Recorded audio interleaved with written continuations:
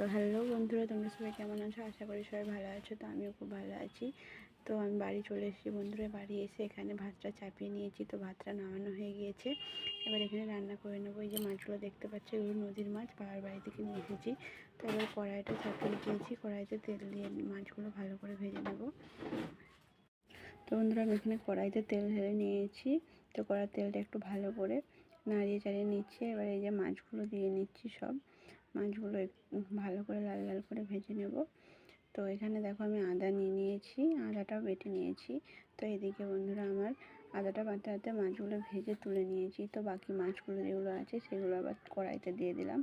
তো এই মাছগুলো ভালো করে নাড়িয়ে চাড়িয়ে ভেজে নেব। তো এই মাছগুলো বন্ধুরা সব ভাজা হয়ে গিয়েছে। তো ভালো করে ভেজে তুলে নিয়েছি। তো এই মাছ ভাজা তেলেই আর একটু তেল দিয়ে নিয়েছি।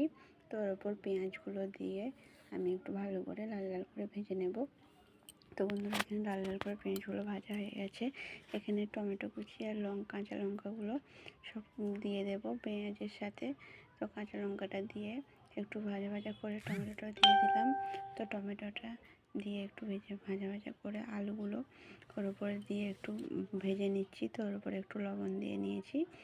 তো ভালো করে ভেজে নিয়ে এবার আমি হলুদ গুঁড়ো আর লঙ্কা গুঁড়ো এখানে গুলিয়ে রেখেছি। আর এখানে আদা বাটাটা ছিল, আদা বাটাটা দিয়ে একটু ভালো করে ভেজে নিয়েছি। এবার এখানে হলুদ গুঁড়ো, লঙ্কা গুঁড়ো আর জিরে গুঁড়ো হচ্ছে কড়াইতে দিয়ে দিলাম। দিয়ে এবার ভালো করে নাড়িয়ে চাড়িয়ে কষিয়ে নিচ্ছি। তো এখানে কষানো হয়ে গিয়েছে বন্ধুরা। এবার জল ঢেলে নিয়েছি। তো এখানে জল ঢেলে ভালো করে নেড়ে চেড়ে নিয়েছি। তো বন্ধুরা দেখো, এখানে তরকারিটা ফুটে গিয়েছে। এবার আমি ভাজা মাছগুলো অর্ধেক তুলে রেখেছি আর অর্ধেকগুলো দিয়ে নিয়েছি। তো এবার ভালো করে তরকারিটা ফুটে গিয়েছে। এবার আমি তরকারিটা নামিয়ে নিচ্ছি।